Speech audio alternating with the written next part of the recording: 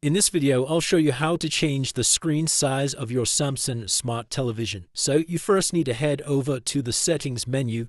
Now there's two different ways we can get to this menu. The first is by pressing the home button like so. Then if you scroll all the way across to the left, you'll see this option for settings. So just press OK. And that's going to bring up the settings menu. Alternatively, you may have a button on your remote control to just pull up this menu directly. You can see on the bottom of my remote control here, I have this button labeled settings. So if I press that, this is also going to pull up this window. So from the settings menu, you just need to make sure you're in the picture tab like so. And then we're going to use the right arrow key to come across and you'll see picture size settings. Now, if this picture size settings option is grayed out for you like it is on my television, then it may be because you're on the incorrect input mode for your device. So in order to fix this, we just need to click on the source button on your remote control, and you can try changing between TV and HDMI. So let me just connect to my HDMI like so. And if we head back over to the settings menu, you can see now if I scroll back over to the picture mode,